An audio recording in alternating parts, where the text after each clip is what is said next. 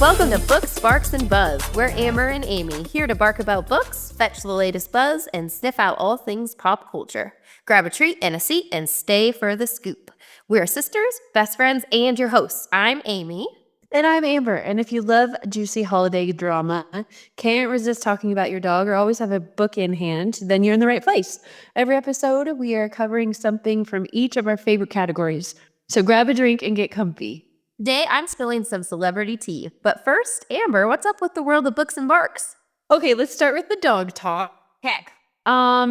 Think about this. So if you had multiple dogs, which we do in our household, we have a few dogs. We have our oldest dog, which is the first one we got. His name is Bo. He's this little fluffy white dog.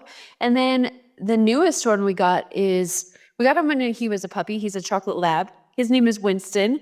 And he's about 1.5 years now. But when we first got them together, everything was fine. They've been fine for like 1.5 years, kind of put up with each other. I mean, Bo, the oldest one, pretty much hates every other dog, so he was always kind of snappy at him anyway. But recently, they got so snappy with each other that they both started like fighting and being aggressive back and forth to the point where we like couldn't stop them. So it was just kind of out of nowhere. But they started acting aggressive toward each other, and we're just like, what's going on? What started all of this? So what do you think, like, what factors could cause two dogs that got along for 1.5 years for the most part to suddenly become aggressive towards each other? Yeah. That's what I'm trying to figure out. I got your text about it during lunchtime today. And so because a lot of my coworkers have dogs as well. And so I was telling them about it a little bit.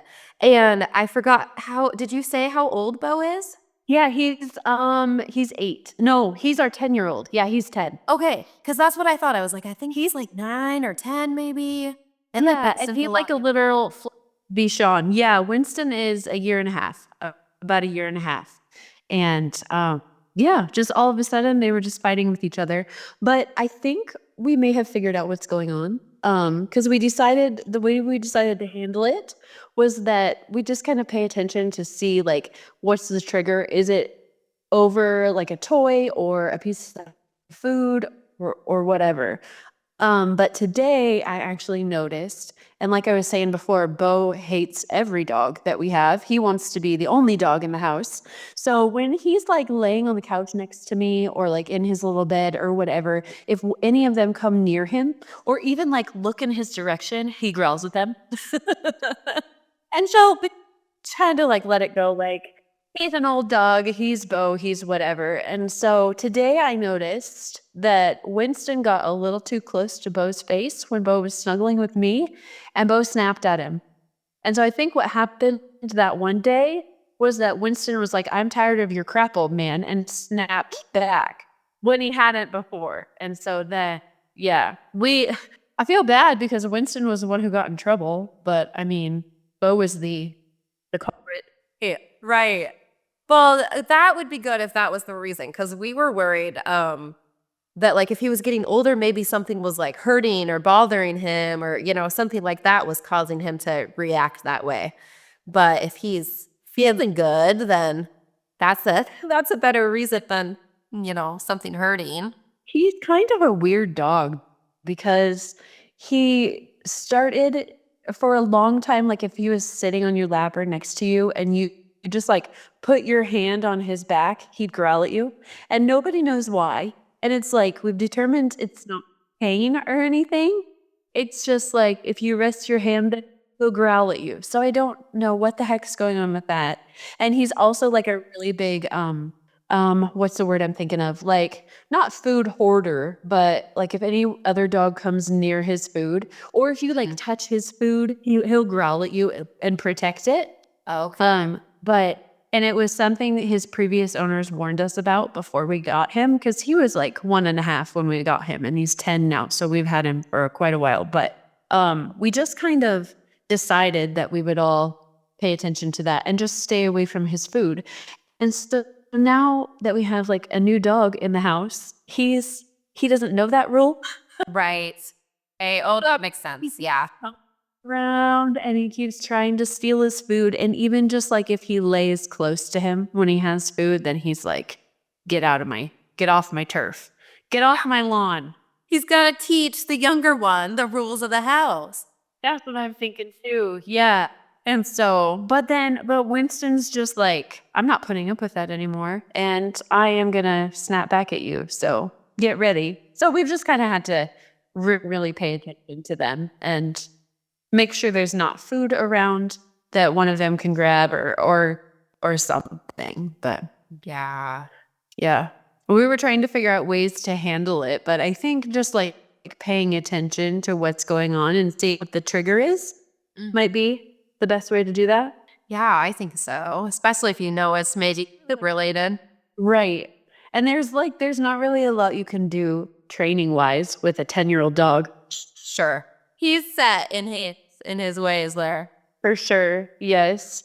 But like all of these, the dog dynamics, we have 3 labs and then 1 little fluffy one. So we've got quite the pack at our house. Kind of complicated. But yeah, it's hard to navigate through that kind of stuff. I think you just have to, it determines like on your dog and what's going on and what the triggers are. So Right. Yeah, I know I've wondered, like, because we just have Penny, but I wonder if, like, we had another, how she would act with it. I think she would be a lot like that because even with our cat, if the cat gets too close to one of us or, she does that same kind of like territorial and this is my space and my people. Yeah, so I could see that happening. They kind of had to work out their own dynamic too along the way. definitely. But you take Penny to the dog park a lot, right? Yeah. She's around other dogs and she's gotten a lot better with it. Like when we first got her, anytime we would pass another dog, she would growl and bark at them and like cause a whole scene and it was so embarrassing. And since she's kind of gotten older and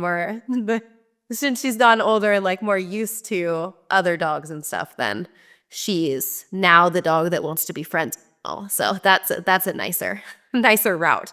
No threat there. What I think is really cool is you guys over where you live have the dog park that has like the brewery in it or like beer and barks and brews. Well, I know. I'm so bummed because we did have that place and it went out of business. What? Why? You would think a lot of people would be going there, but no. Yeah, well, I don't know. I think they had people going there, but the place, like the space they were in, they said the rent was just ridiculously high. And they couldn't they could keep up with it. So I think that's kind of what happened. But I know I was so upset because it was such a fun place. And you could go, you're gonna get a drink, and yeah, they had all kinds of toys and dogs were there and playing. And yeah, and it's nice too, because over here we get like snow and it very cold in the winter and everything. So it's hard to take her outside. And that was an indoor park. So that was really too. I love that. Yeah. But that's a bummer. Maybe they'll bring it back somewhere else. I hope so. It'd be nice because, yeah, that one was in Spokane. If I'm like, I want to open one in Cheney, I'll start my... Yeah, that would be fun. When we kind of talked about that before too, how fun that would be just to have like a... Cool. Yes. I would worry about like aggressive dogs though. If I owned like a place like that, I think it'd be hard to like manage all the different dogs that would come in, I guess. Yeah. So when we lived in Montana, we would take the dogs to the dog park all the time. But then we had to stop going because all they would do is run around and hump other dogs. They're all neutered, so I don't understand why that happens, but no, that's okay. That's funny because Penny did that with like one of her toys that we got her, like when she was a little puppy. And we're like, what the heck is going on? And we read that like sometimes it's ways for them to show like just like general excitement. Like I'm happy and I'm excited that it's not always like sexual. So maybe they were just really happy at the dog park. Could you? If people did that, oh my gosh, I'd be awful. Me. To meet you too. I see that you're right. Yeah, they already sniff each other's butts. Is that not enough? Like, Seriously. Yeah. I don't know. We have, I just have to say really quick about the dog thing too, is that, with like those two getting aggressive towards each other, and then we have another chocolate lab who just like barks kind of scarily at everything, but he's like the sweetest dog, but he's really protective. Um, so we had for a while with him, we would use like it was a shock collar, but we wouldn't use the shocker part. It has like a buzzer in it and it has a beep in it just to like get their attention to get them to stop. And it works great for like one dog, but if he's going nuts barking, then I have to press the little buzzer or the beeper myself. And like if I'm not home, then he's just going to keep barking. But you have to get a collar for all of the other dogs. So we came across this thing. The company, I think it was called NPS, and they have like a thing where you press the button and it lets out this sound that only the dogs can hear, I guess, high frequency sound or whatever. And so if they're barking, then you just press that button, they hear the sound, supposedly they are supposed to be like, what the heck is that? And immediately stop. So it helps with training and stuff in like not a cruel way as to where you would like shock them or something. So I ordered it on the TikTok shop, and then when like that whole went down with TikTok, and then TikTok came back, they were like, the company still hasn't shipped out your dog thing, so if they don't ship it out by the 27th, we're just gonna cancel your order. So we ended up canceling the order, but I want to get it through Amazon, and I want to see if it works. yeah, that's I don't know if anybody has like tried that before, and if anyone has tried that, let us know if it worked because I need to know the details. I'm curious about that too, because that is very much how I would describe Penny, is the same way. Like, she has the most terrifying bark. She's so scary, like a bark and a growl and like everything, but she is the sweetest dog. Haley. Sorry, Haley is in my way. She's like the sweetest dog ever. So I don't know. I think she just gets really protective too. Yeah, I think that must be it. Like, I don't know you, get away from my person. Mm-hmm. Yeah, or like when someone comes to the door, like knocks on the door, she loses it. Oh my gosh, same. Yes. Oh, but if anyone has like any dog aggression issues or training tips, or if you've used that little device thing or something similar to it, then yeah, tell us about it. We want to know because we want to try it for help. Well, some pretty gossip for us. I do have some celebrity gossip, and I'm so curious to hear your thoughts. But I first want to know, like, where are you at in this drama? Do you know all the updates? Do I need to give like a little rundown? Like, what do you know so far? I definitely think you should give a rundown because I've seen a lot of stuff and I think that I know the latest, but I think I've probably missed a lot along the way. Okay. So, so crazy. I feel like this has become, I am part of this lawsuit myself because I'm so involved in it or so interested. And like every time there's a new update, I'm like, I have to know. For some reason, this is fueling me. But from the beginning, so we know Justin Baldoni, director and actor in It Ends With Us, yes. And then Blake Lively. Yes. Sorry, pause for a second. Haley, no one needs your help with the podcast. You don't need it. Who needs your help? I just keep seeing a cute little tail go by. Hey, on your way, Haley. She's like trying to rub her head against the computer and it's like going like this. Okay. Anywho, so this is what this is what I know. And also some of this is going to be, alleged things that I've learned along the way that may or may not be true, but they're my feelings. So Justin Baldoni gets the rights to It Ends With Us by Colleen Hoover, which we both read, right? Yes. Okay. Because I remember talking to you about when it was coming out and we were really excited. And because we had read the book, we really liked the book. And then we really liked Blake Lively and we're excited she was going to be in it. So the movie started. And basically, from what I understand, there's a lot of conflict and drama on the set of the movie. And really the first thing that I end up hearing about it, like I knew there were like some tensions and some weird things. And then at first we had heard a lot of like, some of the other cast members like stopped following Justin Baldoni on Instagram. They're like doing all their press separately, and people like didn't really know or understand why that was. And then suddenly Blake Lively announces she's doing this whatever $1 million lawsuit claiming sexual harassment against Justin Baldoni while they're making the movie. And then shortly after that, the New York Times article comes out that is basically, reveals parts of the text messages, different things from the lawsuit, and kind of aligns with Blake Lively's side. And when I first heard everything in this lawsuit, I'm like, oh my goodness, this is horrible. Because some of the things that they were saying that Justin had done on set, I'm like, oh, this poor woman, like, oh my God, that's awful. Like she, had, like she was saying that he was like smelling her neck and telling her she looked sexy and kissing her ear and like doing all these things that were not part of the script and like not part of what they had choreographed or whatever, and all this stuff. I'm like, this is not good. Yeah. And then we hear that Justin is doing a counter lawsuit or whatever back, right?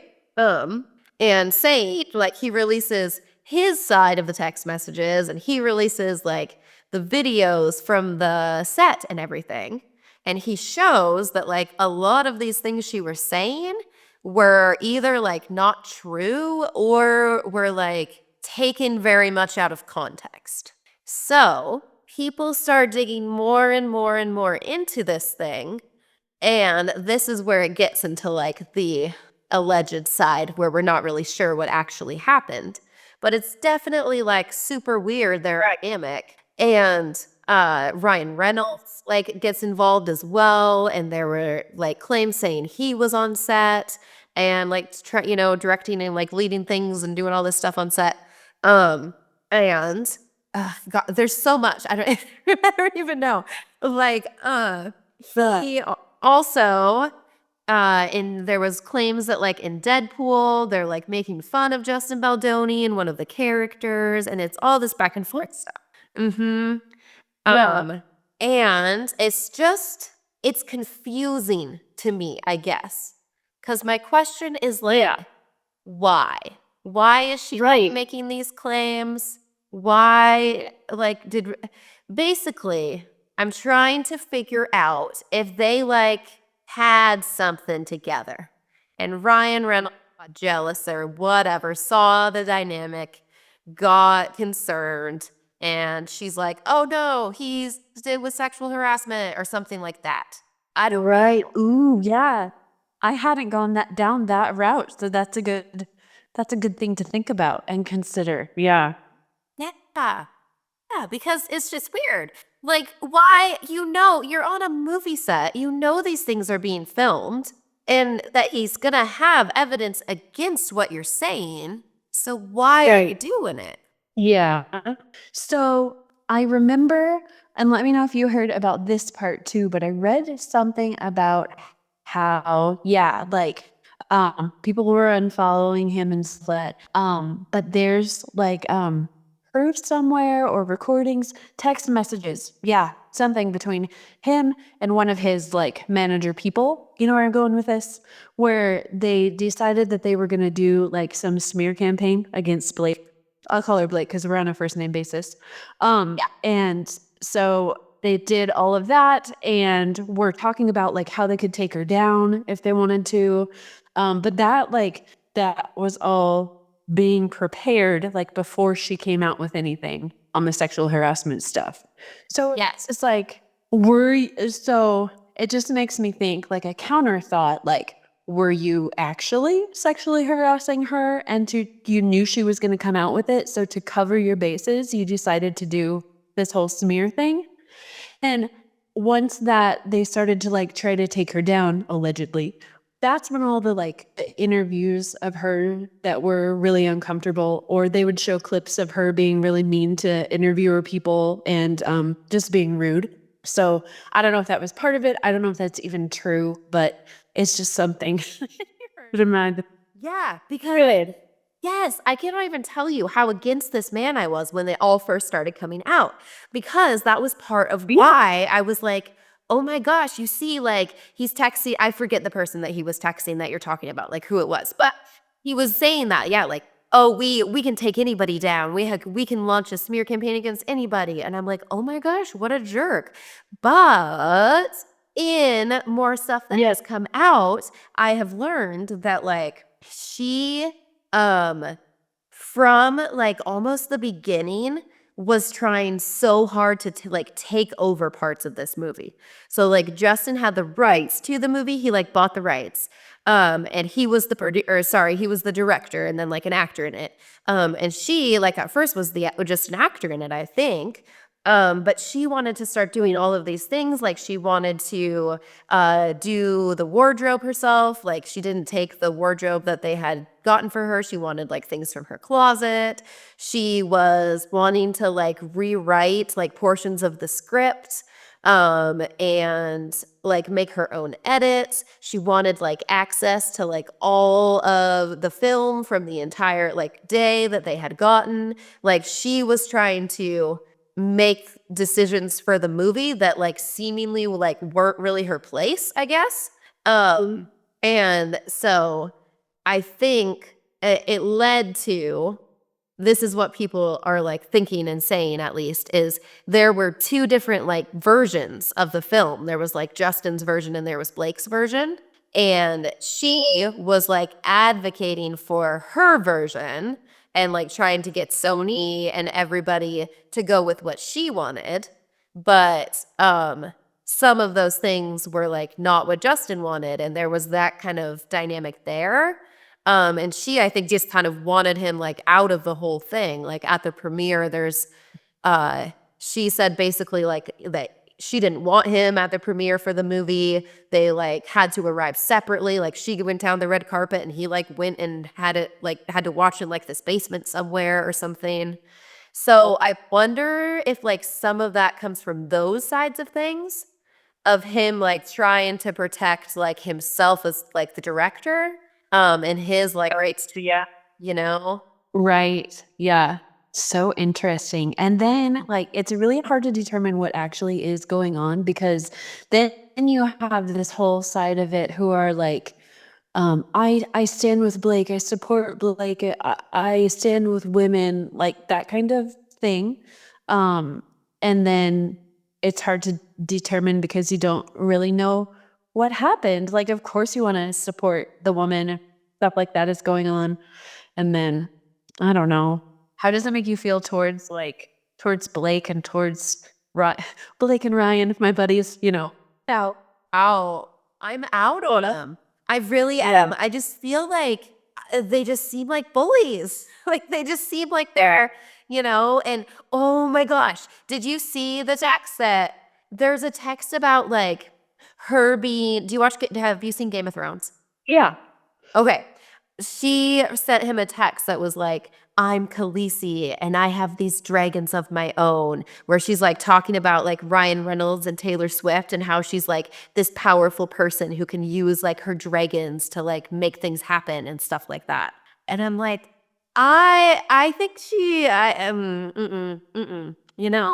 I don't like how she just tried to take so much control over what was not hers.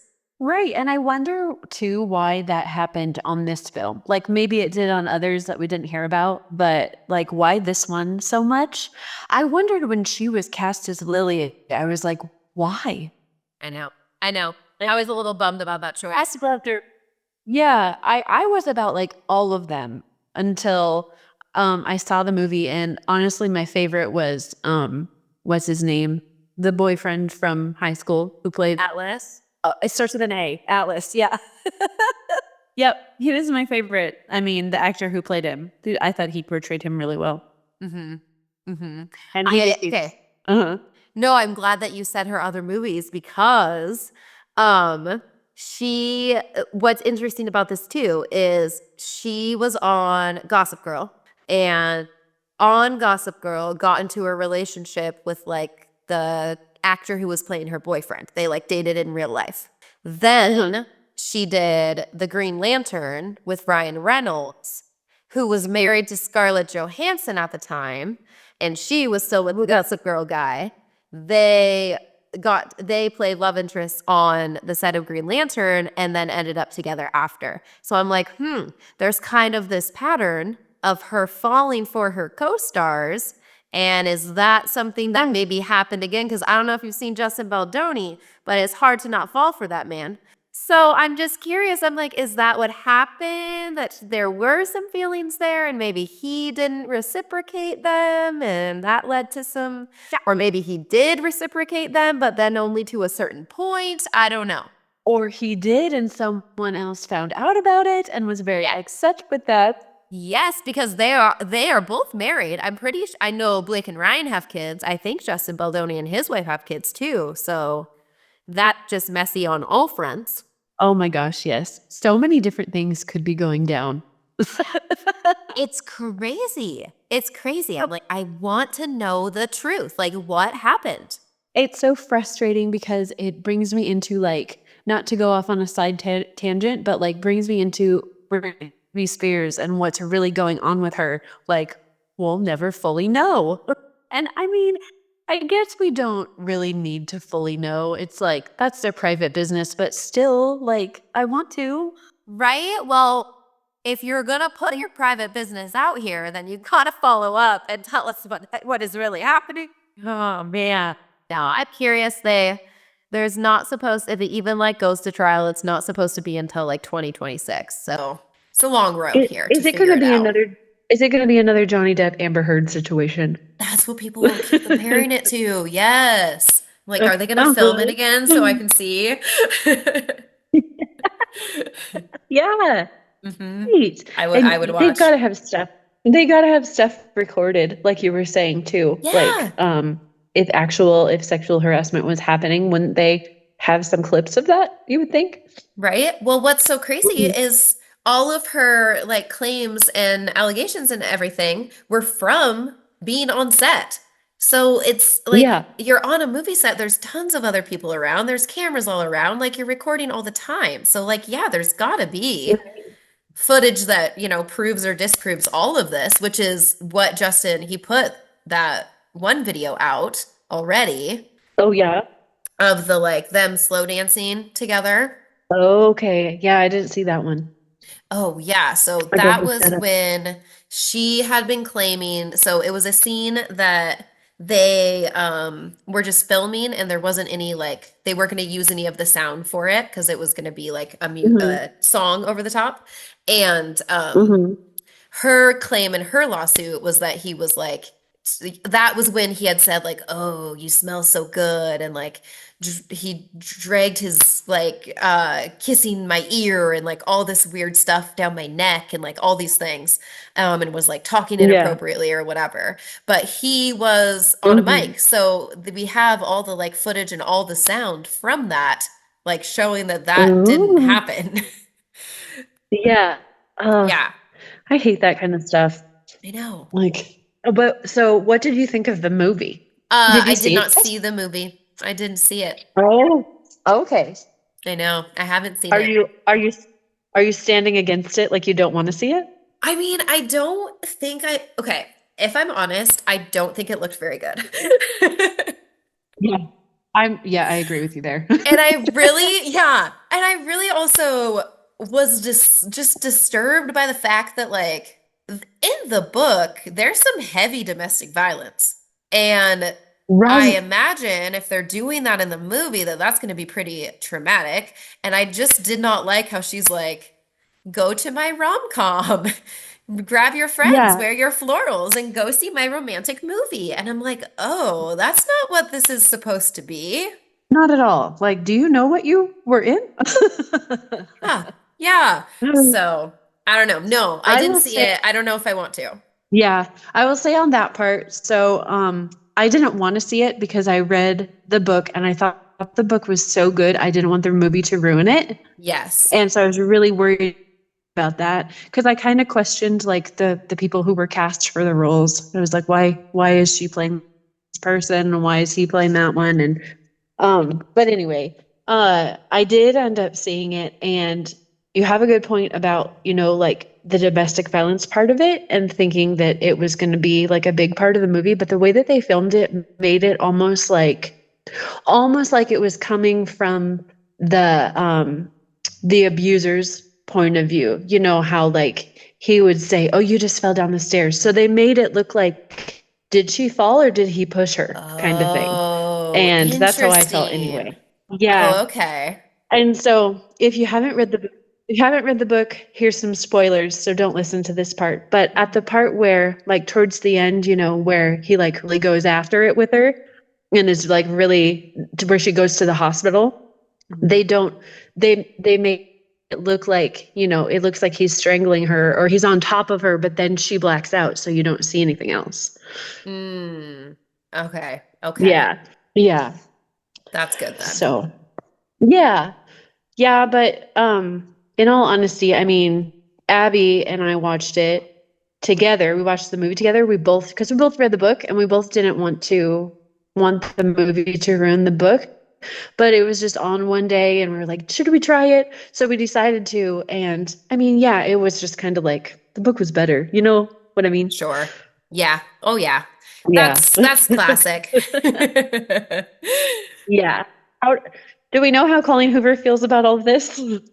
I don't know. At first, it seemed like she's kind of on Blake's side with it, just Yeah. because I don't know. Like Blake thanks her in like the credits of the movie, and I mean, yeah, I'm not sure. I haven't really heard much about her, and I'm also curious too. I mean, there's a second book, so Right. are they gonna Yeah. even attempt to do that, or what's that gonna look like? Have you read that one too, right? Yeah, yeah. I didn't like it quite as You know much. what? Yeah. I think I almost like that one better Oh, than the really? first one. Just because I'm so like I really like those I like the romance novels and stuff, so I just loved following how they got together and their little love Hmm. story and after all the trauma how things were good Ah, in their lives.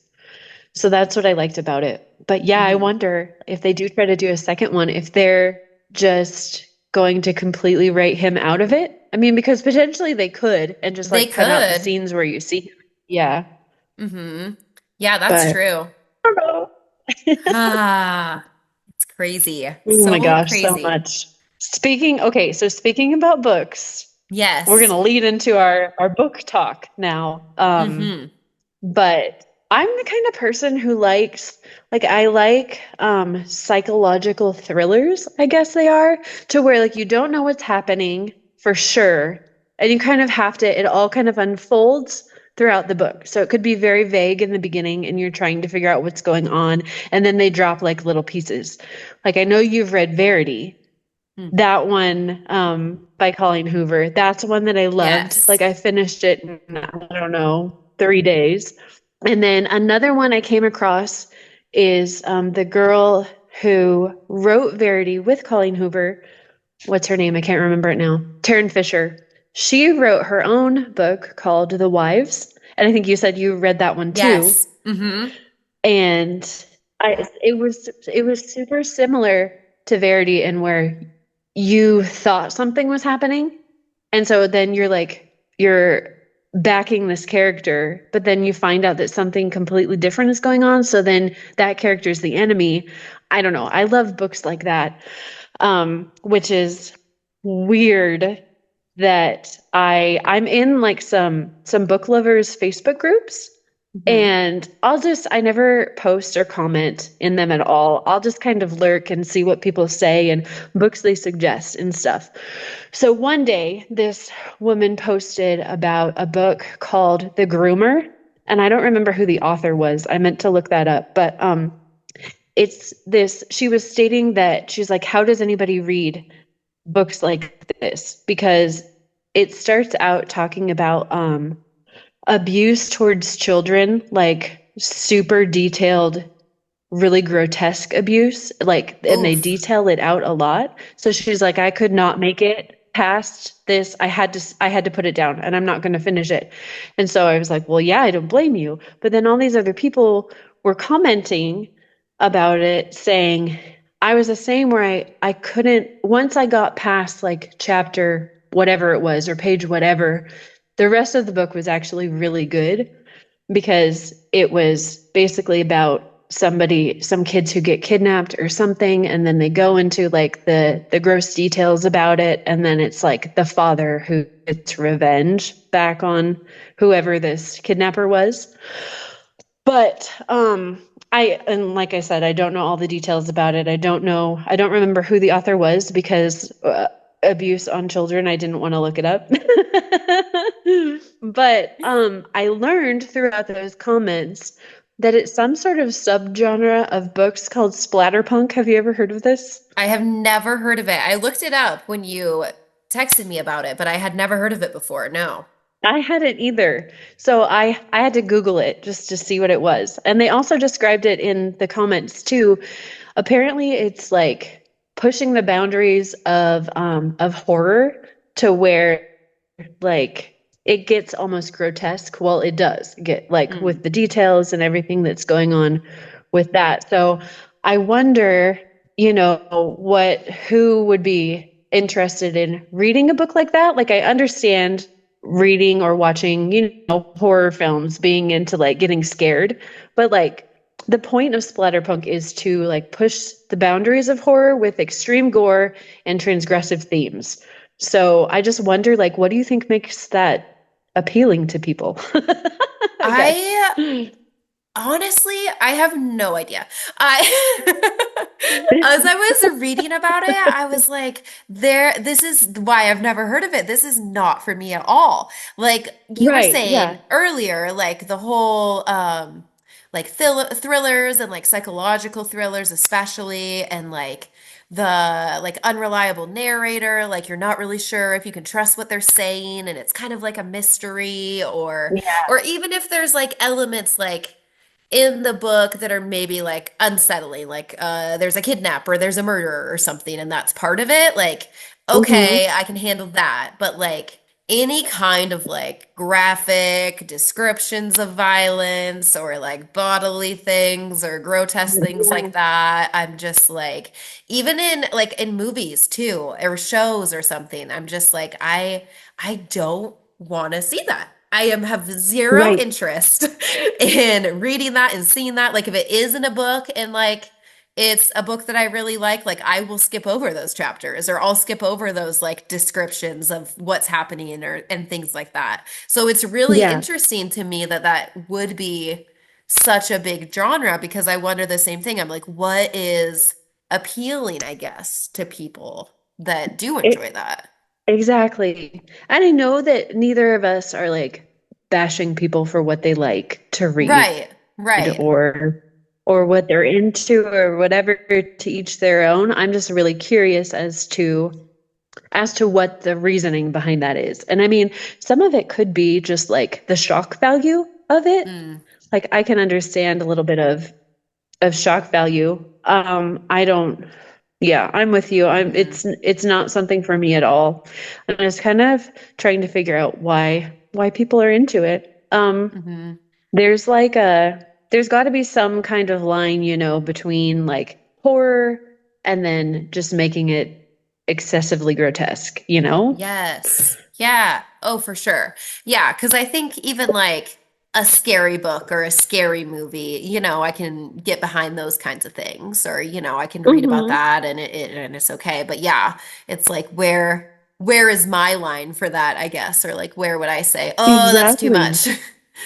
But I Yeah. mean, yeah, I mean, there's so many different types, and even like other, like romantic types of books. I'm not always into those, or, there's just different Hmm. things for different people. But yeah, Hmm. I don't know. I don't know about that one. I I did think that maybe part of it might be like if it was something that had also happened to the person, like, oh, Mm, something like that happened to me as well, and in a way, maybe even for the author, like in a way to work through it, then they write hmm about it.